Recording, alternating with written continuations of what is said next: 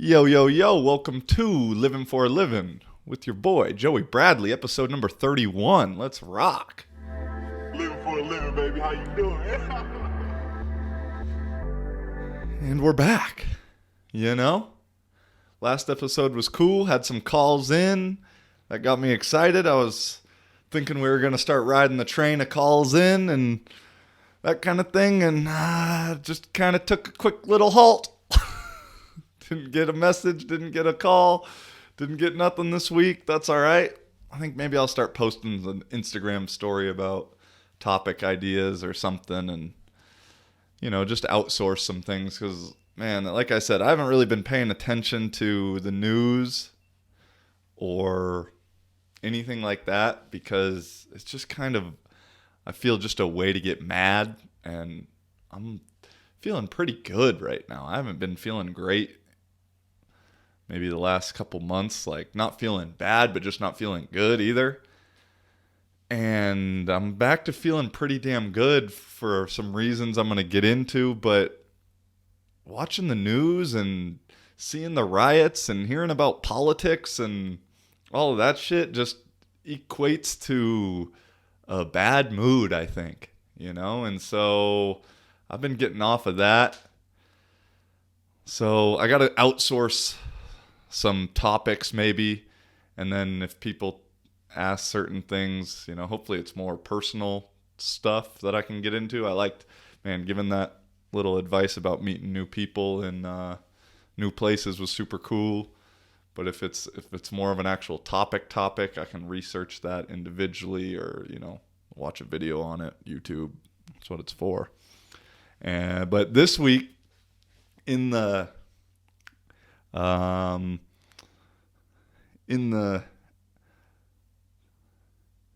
what's the word I'm looking for?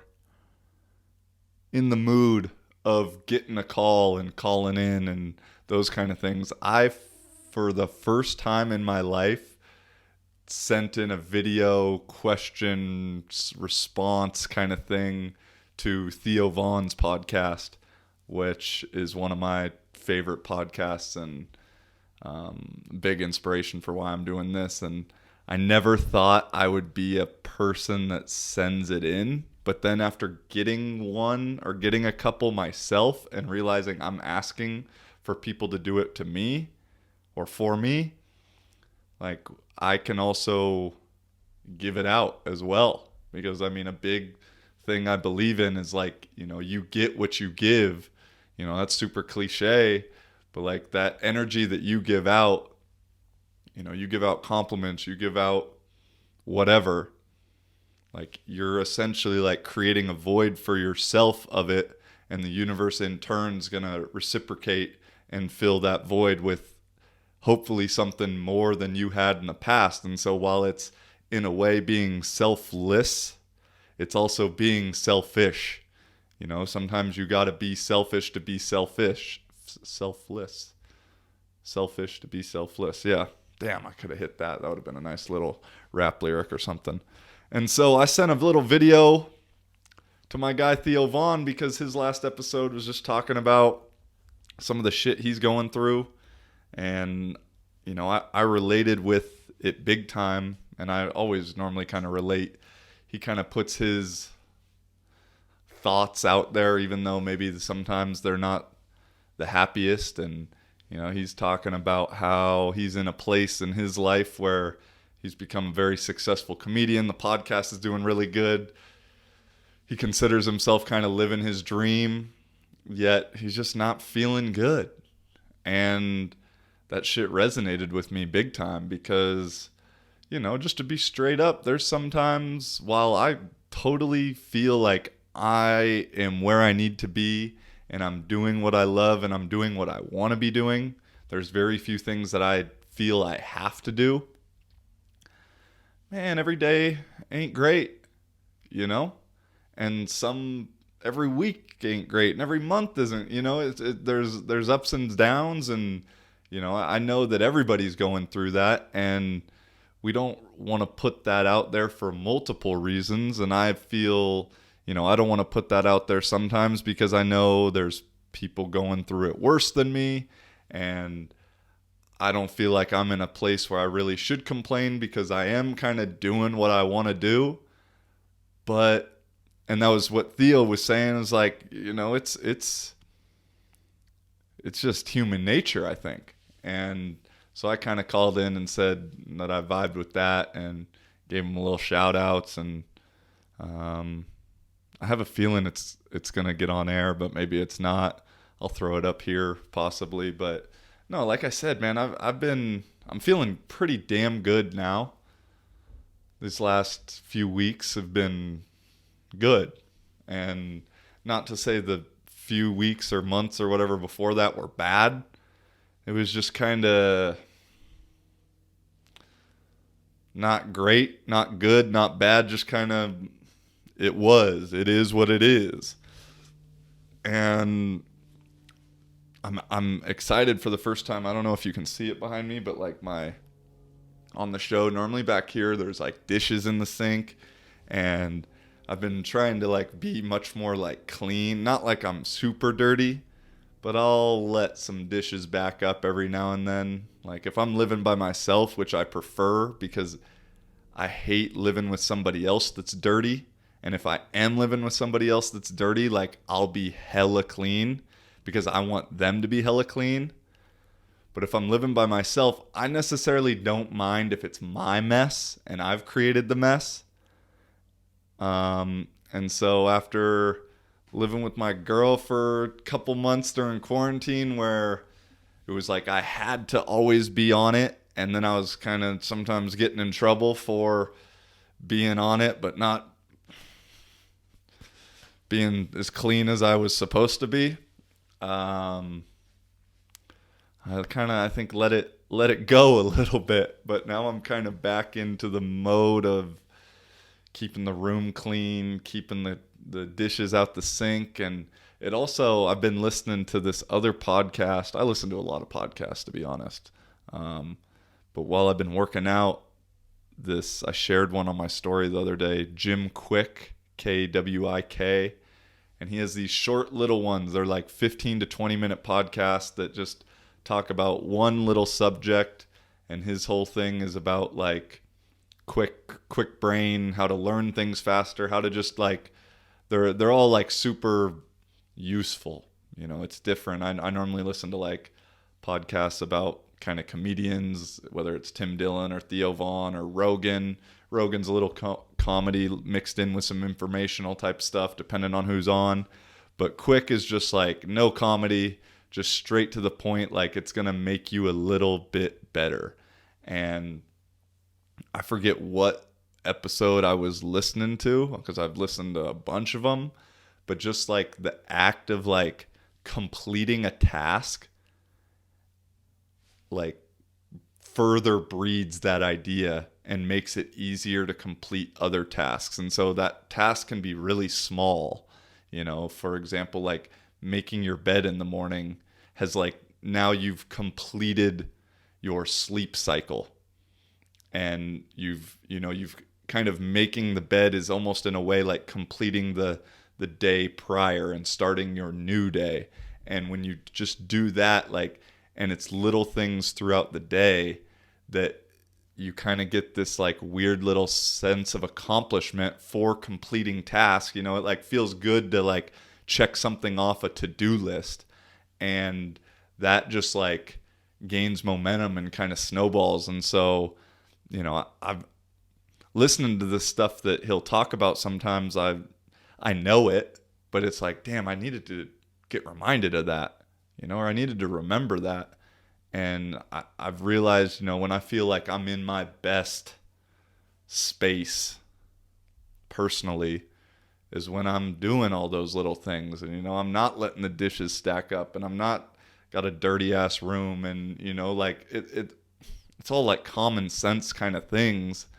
But I don't know. I've just been on that. And, I was just kind of tripping out today and thinking, and I was talking also with a friend about it, of like, I haven't smoked in hella long now. Probably like the longest time of my life, of like my adolescent adult life. And I don't even like really miss it that much. And this isn't like a fucking AA confession, hi, my name's Joey shit, but I was just kind of reflecting on it. And, I don't mean to talk some shit about it because I think there's some definite benefits. I've talked about that before, but the way I had grown and become accustomed to using it was just it was a habitual, everyday kind of thing that made me a little bit lazy, didn't allow me to accomplish some of these tasks that I was just talking about. And that kind of builds up on itself and gives you this lack of accomplishment feeling.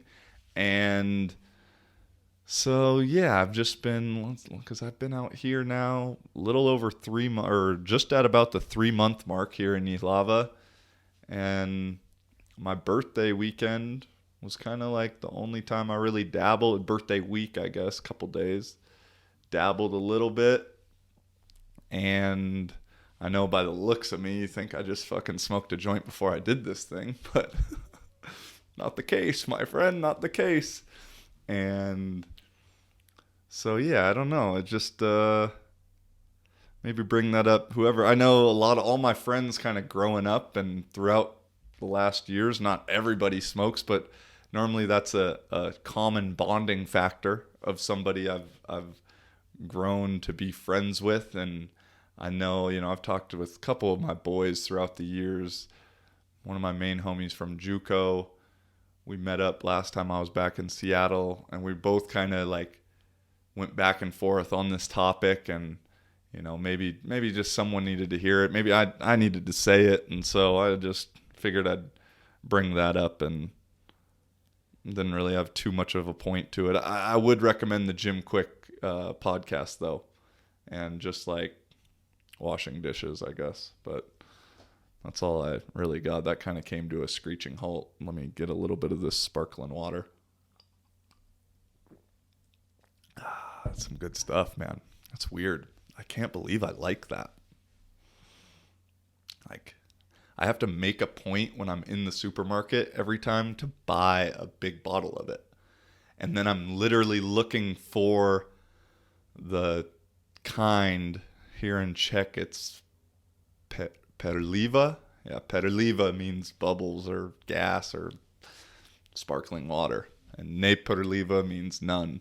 And then there's one that's in the middle, like yeme something, that's like in between. So I'm literally looking for the bubbly one. It's fucking wild. But change is good. Change is good. And, I said I hadn't been watching any news or anything like that. But, the thing I got to talk about that's just ongoing constantly, and this is one that everybody likes to talk about and made me laugh in certain ways, just seeing responses to it. But fucking Trump caught the COVID. He caught the vid. And he's also recovered from it completely fine. And just seeing the responses to it and the virtue signaling, and also, I don't know what the opposite of virtue, like bad will signaling, of people like wishing him death and wishing him ill. It's just crazy, dude. Like, super crazy. I can't. And it comes from a lot of people. I'm speaking from people that probably wish him ill will. Probably all those people who do that probably consider themselves like really compassionate and caring and tolerant and all of these things, and yet like openly wishing for a human you don't know's death. It's like wild. Like, just look in the mirror. But he recovered. He's good to rock. And, you're going to see people like, well, not everyone has the resources of him, the hospital, which is true. But the odds are, first, you ain't going to get it. And then two, if you do, the odds are you're going to be just fine. I teach English or have a conversation with this guy a couple times a week, and it's actually pretty cool. Can't believe I get paid to do that, to be honest. But he came over. I was like, so how was your weekend? He's like, not very good. I was like, shit, what's up? And he said, well, my brother has COVID. I was like, oh shit, man, I'm sorry to hear that. And we've talked about COVID in the past. We both kind of think it's overblown and overhyped and all of these things. And so I said, damn it. I was like, he's all right? And he's like, yeah, he's fine. He goes, he didn't even know he had it. He just had to get tested for work because someone in the office had it, and then he tested positive also. And so now he has to be quarantined for 10 days or 14 days or whatever at home. And yeah, I go, but he's good. And I was like, what about, he has a wife, right? What about his wife? He goes, his wife doesn't even have it. It's like, huh? You know, like, this thing is so strange, man. Like, and I've heard other stories. I think Rogan was talking about it the other day, and like pretty much had that exact same story. A friend who had it, but the wife didn't have it, you know, and it was weird. And so then, you know, week or two, this was like 2 weeks ago. And so I think this last week when we talked, on Tuesday, I said, how's everything with your brother? He said, no, he's fine. I was like, was he ever feel bad? And he goes, not really. He goes, he lost his smell and his taste for like 2 or 3 days and had a fever for like half a day. And then the rest of the time was cool. Just bored at the house, sitting at home. And so, you know, it's just such a wild thing. And it's so, there's such a discrepancy in the effects and people catching it. And I honestly think I already had it. I was like a teeny bit sick, and I don't really get sick hardly ever, but I went to Prague for a few days. Maybe I didn't have it, I don't know. I just like to assume I already had it and got it out of the way. That's easier to think about. And I didn't really, it was my birthday weekend, and I was also smoking weed for a few days, so that probably didn't help either. And I just didn't get a ton of sleep that week, partied a little bit more, not like party, but drank a little bit more than I had, or I normally do. And so I think I already got it. I don't want to get tested, bro. Like that, I hear that thing goes up your nose. Like, it's not a good test unless you cry. And like, what the fuck? Like, there's got to be a better way to test, like, we can figure out where my great great great grandpa was born by fucking swabbing my mouth a couple times. We gotta stick something in my brain to figure out if I got this fucking wild disease, like, or virus. Like, I don't know. That shit's a little sketchy to me. And something I saw a guy on Rogan this week was saying, and it's not good to just test people that show no symptoms, no matter what the testing is. Like if you just did psychological tests to people, normal people that are functioning and doing well, it would come back that some of them are technically mentally ill given the test that's been given, just because of how it's going. But they don't really need to know that because it's not like it's affecting them. And I understand, like, the testing thing for corona, like, yeah, if you're feeling symptoms, it's better to know so you don't give it off and da-da-da-da-da. But, like, just this, like, amount of, like, hysteria, and I'm sure just the amount of, like, people that, like, coughed one time and were like, I need to go get tested, because of the fear-mongering of the television, has led to some of these numbers. And I don't know, I'm just kind of speculating right now. I'm not trying to get into that. I know we're all pretty much sick of hearing about it at this point. And we all just want, that's the thing, like here, and I know my bubble's kind of small, circle's kind of small at this point, but I haven't talked to like one person who like is in, or like, I mean, for the lockdowns and like for things being shut down more and all of this stuff. Because I mean, I see it on Twitter, but I think some of those people are fucking robots, or people that don't leave their house ever. And just, I mean, the amount of some people that tweet all day, every day is crazy. And even it's like some of these guys that I follow that, like, I like following them. They're kind of motivational, whether it be from the gym or lifestyle, manhood kind of perspective. But fuck, they tweet a lot. And I'm like, I don't know. I don't think that's healthy, even though they're tweeting good stuff.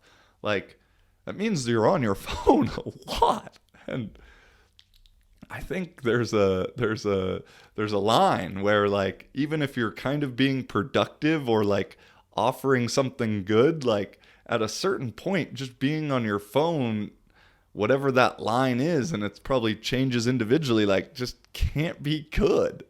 And so I don't know. I've realized with like my social media use now that kind of when I'm feeling really bad or I'm feeling really good, I don't post very much, whether it be stories or just posts or anything. It's always when I'm kind of in that like middle ground, you know, that when I'm feeling maybe a little bit above average, it's like I'm kind of trying to maybe get myself into that good stage. And then when I'm feeling a little bit below average, I'm trying to just get up to that next stage. But when I'm either feeling super low or super high and like good mood, bad mood, good, you know, I don't feel like I post very much, because when I'm feeling good, I don't feel like I need to or I want to, you know, like obviously there's some like outside validation that we're all seeking by posting, even people that claim like I only post for myself. Well, like, yeah, I'd say that I do that also, but like it's fucking science that like some dopamine hits you, serotonin, when you get that like and you get those comments and you get all that stuff. And so like while I'm trying to put some stuff out that I think is helpful for other people and it's stuff that I want to put out, like I'm not going to be naive to the fact that like, yeah, I'm still getting a little high off of that fucking heart button, you know? And so when I'm feeling good and in that zone, like I don't need that. And then when I'm super low, it's like there's just like not the motivation to do it, because you know there's a lack of creativity kind of associated with low states, and you know you're just kind of in a funk. And so you know I don't know. That was and so you know I haven't been you know I try, and now I'm posting a couple things from each episode on Instagram per week, and things that I know that I'm going to want to watch like in a year from now, 5 years from now. Like it's kind of like my little diary or journal or archive from like favorite clips I've done. And then with that last call, that guy Paco who called in last week, you know, he said he randomly found me on TikTok and then wanted to hear more from one of my clips that I posted on TikTok. And so I was like, damn, okay, well, that's a viable source then, if I just got that from him. So from a, what do you call it, like a marketing growth standpoint, I realize I probably need to do it a little bit more. And so trying to view this slightly more as a job. You know, I don't view it that way, but like posting, I mean, the posting part being a little bit more of like part of the process, I'm going to start doing that. Let me know what you think. I meant to say it in the beginning when I was talking about not getting any calls in, but if you got something on your mind, you want to share anything, I guess we're only at the 20-minute mark, 25-minute mark or so we can still say it, Make sure you hit me up on Instagram, send in a video message, voice message, text message, email, handwritten letter, smoke signal, whatever floats your boat. I'll figure it out and figure out a way to get it on here.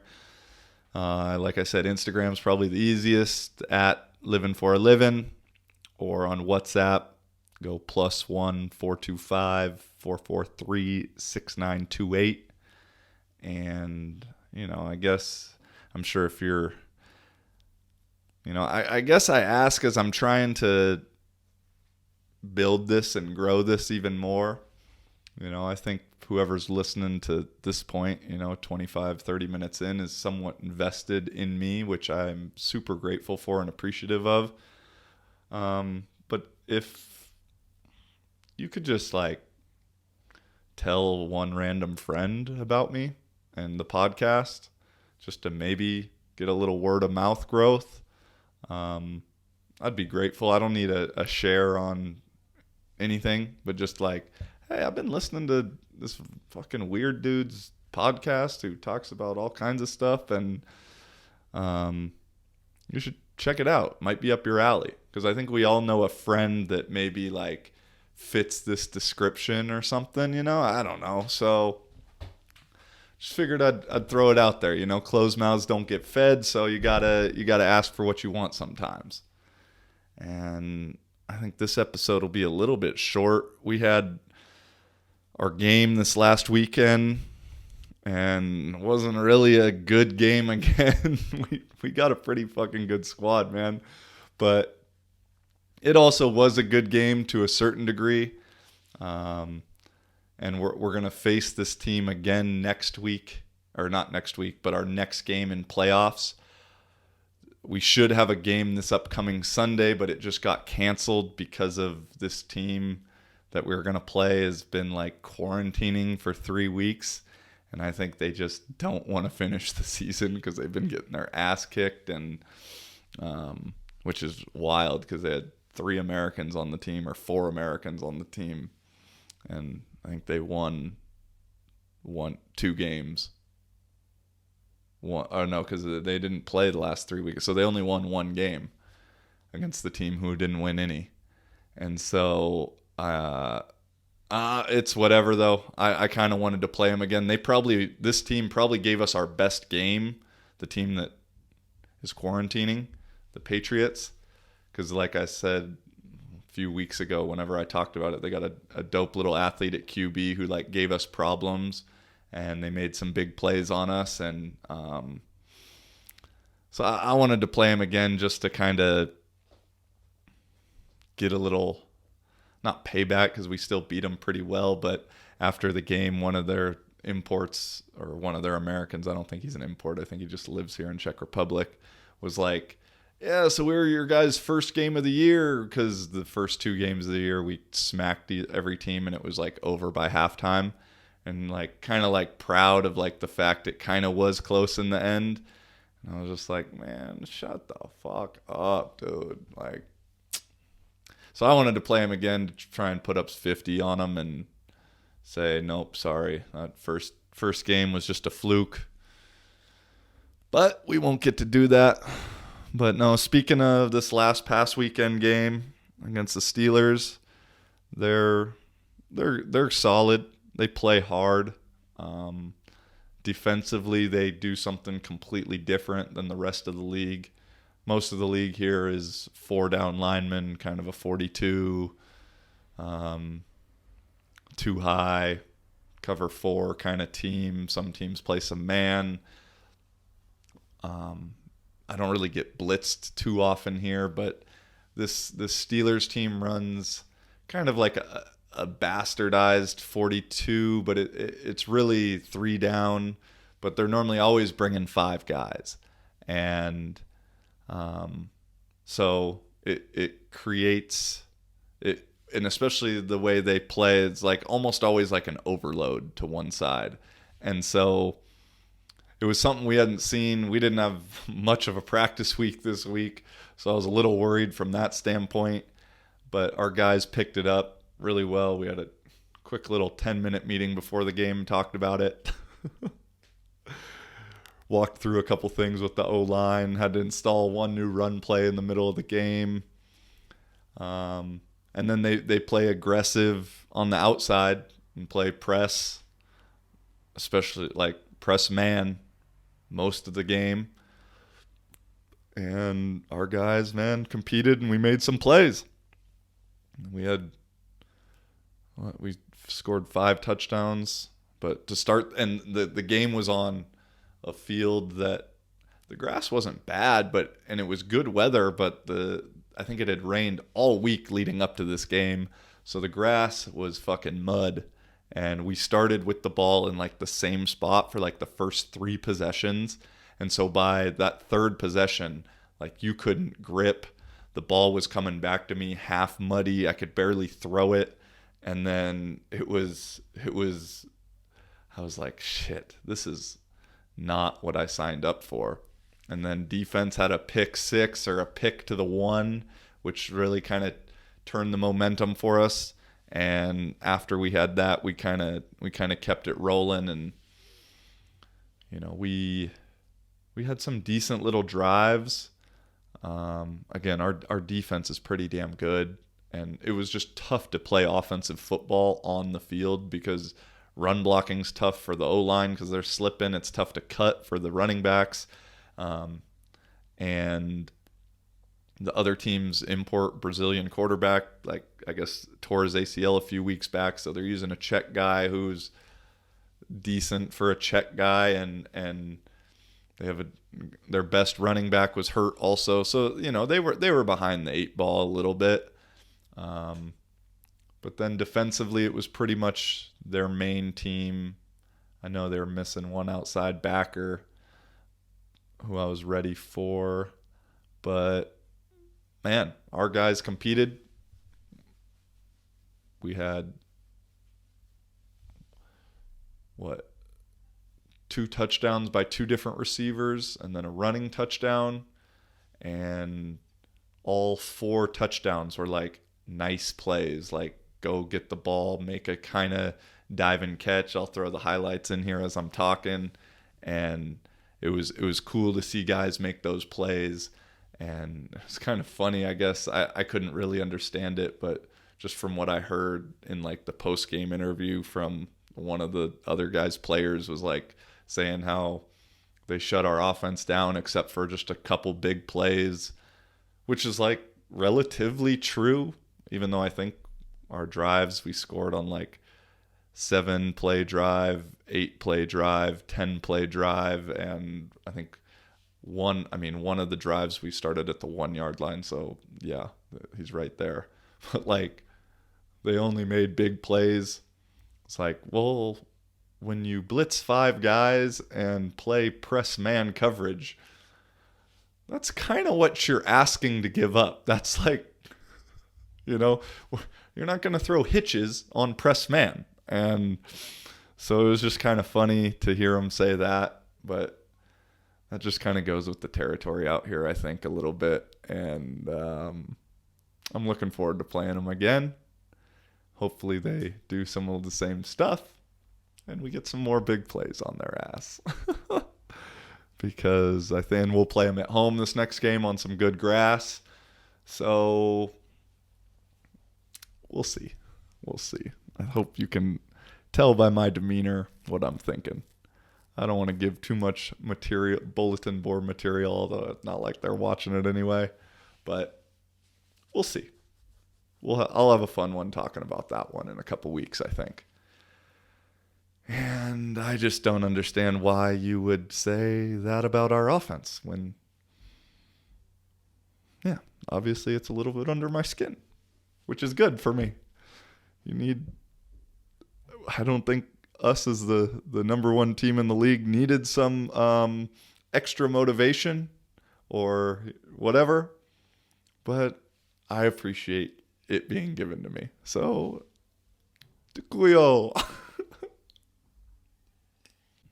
I got my little board right over here with kind of a couple topics I was thinking about talking about today. This is kind of a shorter episode. That's all right. Um, but in the big letters, because I unplug my refrigerator before I start this, because sometimes it gets really noisy. And like 2 or 3 weeks ago, I accidentally left it unplugged overnight. And so a couple things went to spoil. And so now on my little thing, it just says, I don't know if you can read it, plug in the fridge. So when I finish this, I'm reminded that I need to plug it in. Whatever works, right? Yeah, I'd like to maybe experiment with doing some online Skype calls. I'd been saying I don't want to do that, but I think maybe it could be cool. And I got to figure out the screen recording thing. Maybe not a full podcast, but just like a 15-20 minute quick little conversation with somebody. Because I've done that a couple as the guest of them, although one of them got fucked up and the screen recording like stopped after 30 minutes of like our hour and a half conversation. So I'm not super gung ho on it, but at the same time, it'd be a fun little switch up just to talk to somebody else. Maybe I'll do that with Colin, see what he's thinking on that. Or I could wait till I get to Portugal. Trevante will be back in Portugal. Could do one with Emerin again. Kind of do a round two coming around. Just because I've grown to really like doing this solo one. And I've become much more comfortable and confident in myself and being in the mic and being kind of entertaining, I hope. And so I'd like to carry that over and transition with somebody else and really kind of vibe with that. And so, yeah, I think maybe that's a next step, whether it's with somebody here, with somebody online. I don't know. We'll see. I'm just thinking out loud, keeping you informed. Oh, the one thing that I just thought of, I saw on Twitter today, and I've been watching the Pat McAfee show to just Aaron Rodgers been doing a weekly interview call in with him, and that's kind of where I'm getting the idea of doing a call in interview. Also, like I say, I just steal things from everybody I like's podcast or show or whatever. And they're talking though about Dwayne Haskins got benched this week, and I haven't seen Washington play at all. I can't speak on it. But man, this dude's had a rough rookie and start of his career. I know it's his second year, I think. He's had like 3 head coaches in 14 games since he's been in the league. Like, it's tough. And I feel bad for the dude because a little known fact about me, in my college football career, in the 4 years that I actually played and was eligible, I was in 4 different offenses with 4 different offensive coordinators. Junior college, I was there for 2 years, so I got to be in that offense for 2 years, but first year was just gray shirting. And then went to North Dakota, brand new offense, kind of pro style, a lot of verbiage, a lot of terminology, crazy signals. And then went to New Haven, and we had our head coach was the OC there, and then he left. He got a D1 job, and so we had a new head coach come in who was also the OC, and so another new offense. And so in my 4 years of college, I never got to run the same offense twice except for junior college, technically. And that year in junior, my 1 year I played, the second year of my offense, led the nation in yards per games, touchdowns, and interceptions. But there's such an advantage to like being in an offense for multiple years, especially from the quarterback perspective. I think as a whole, it's an advantage, but from the quarterback perspective, like it's huge because you aren't just learning it and having to do it in the same breath. You're have this experience from the past, and then you get to actually like kind of build upon that the next year. And so I feel bad for Haskins because I know how crazy NFL offenses are, and that dude's been in a couple different systems already. You know, Alex Smith had the same situation with the Niners in the beginning. I think, don't quote me, but he had something like 4 or 5 different offenses in his first like 5 or 6 years, something like that. And with the NFL, sometimes it can be similar, and other times it can be completely different based on who the base offense is built around. And so Haskins, like I said, I haven't seen whether he's playing that well or not, but they have like a bottom 5 O-line, bottom 5 skill positions. It was kind of like set up. They have no team mascot name. It's kind of set up that you're rebuilding this year. And to get the boot like that is just, I don't know. There's some weird stuff that always goes on with that kind of stuff. You know, I don't know. It can always be outside pressure. It can be this. I don't know. Because I got benched at my time in North Dakota. Won the job as a sophomore there, first year coming into it, beat out a fifth-year senior who'd been running the offense for 5 years and was the backup the year before. Played decently. We were more of a run team. We had a great O-line, and we never played we played all the older skill positions who got recruited as D2 guys, and then as soon as I got benched, it was like, all right, let's give these young D1 guys who have no experience but can fucking ball, let's give them a chance. And they could all make plays. My guy Tyree Ivory, never really got to throw to him except in practice, and we killed it in practice, but never in a game. Instead, I was throwing to Chris Anderson and Drew Daggett, who from the great state of Minnesota. But yeah, I started, my record as a starter in North Dakota was 4-3.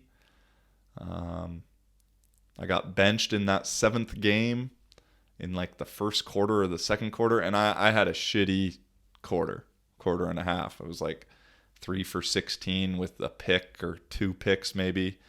You know, we had been a running team up until that game, and I thought we were still a running team, and then all of a sudden like we just like started passing every play. And I can remember like getting the calls in the huddle being like, we're running this right now? Like what? This isn't at all what we talked about during the week. And I should have been better prepared myself. I'm not excusing myself at all. I made some shitty throws. That was just an interesting year in general. But for the 6 games that I got to go from start to finish, my only 2 losses were against Idaho and Fresno State. And so I felt like I got a little bit screwed with that situation. But I think there was just the whatever you want to call it, the agenda to get me out of there. And I know that's like conspiracy, victimhood, whatever. But I know for a fact that the head coach didn't really like me there. So, and the boosters or the people writing in the forums all fucking hated me. And so maybe there was some outside influence to get your boy J. Brad Swag out of there. That was my Twitter handle at the time. Just came from the Bay Area when Swag really got popping in 2010. And long story short, they don't really like Swag in North Dakota. Although maybe now they probably do, because they're probably like 10 years late on pretty much everything. But at the time, Swag was not what they wanted in North Dakota. And so a quarterback that was wearing a visor and sweatbands, that's not what they wanted. And so I got out of there, and yeah, head coach ended up getting fired the next year. Pretty much everyone hated that dude. I can remember I posted the thing talking about like smoking weed throughout college and this and that. And like 2 or 3 of the dudes from North Dakota were like, yeah, man, Mussman had everybody hating life. It's like, yeah, pretty much. Dude was so insecure. Didn't mean to even bring any of this up. But like, he told me I was going to be the starter. Just randomly, we saw each other on campus, like in passing, completely random. He's like, hey, come over here. So, we're like, I'm walking to class. He's like, so I'm gonna go with you. But I forget what the speech was. But it was not very like confidence instilling, but like, hey, we trust you. It was kind of like a don't fuck up. And this dude, I think, was just, I mean, he wasn't a Division I coach. That was the one takeaway I got from being at North Dakota, was like a majority of the staff, excluding 2 guys for sure, Danny Freund and Benny Boyd, and the tight end coach was pretty cool, Luke something, younger dude. They were all 3 younger dudes who had like really played ball. All the other coaches were kind of older and had just been in the program from Division II to Division I switch and just fucking held on tight. But yeah, that was interesting. You're just playing my therapist right now. But like the head coach would literally, you'd walk by him in the hallways. I mean, it's not very big hallways, and he wouldn't even acknowledge you as you walked by him. Like in the football facility, in the football offices, like on the way to the weight room or something. And it's like, I'm not like asking to like, hey, what's up? Like hug me or nothing, but like a head nod would have been all right. But this dude wouldn't even do that. Like it was something like I'd never seen. But yeah, he, I think, got canned year or 2 after I left. Year after I left, he had 1 more year. And I'll tell that story of why I left and how all that went one of these days, because that was a funny one that resulted in me like hating my dad for a year, because, I mean, not my dad's fault, but I kind of ended up sticking around for an extra summer there because of my dad. But yeah, and then I think I don't know if he's even still coaching anymore. Maybe offensive line coach for a Division II school now. So if you go from head coach at an FCS school to eventual D2 O-line coach, either one, you don't really care about coaching at a high level or like continuing on, which may be the case for him, or 2, you're just not very good, which in my opinion was the latter. He was a good O-line coach, but just not a good head coach, not a good people person, not a good leader at all. That was, well, like, I don't know if I'd actually finished this statement, but that was like my takeaway from North Dakota from my time being there. At the time, my like dream and ideas were like, yeah, I'm going to be a NFL coach or Division I coach when I'm done playing. And I still have that aspiration, possibly. But after North Dakota, I was like, well, I can for sure be an FCS coach, because these fucking idiots, I mean, I know I'm going to be better than them.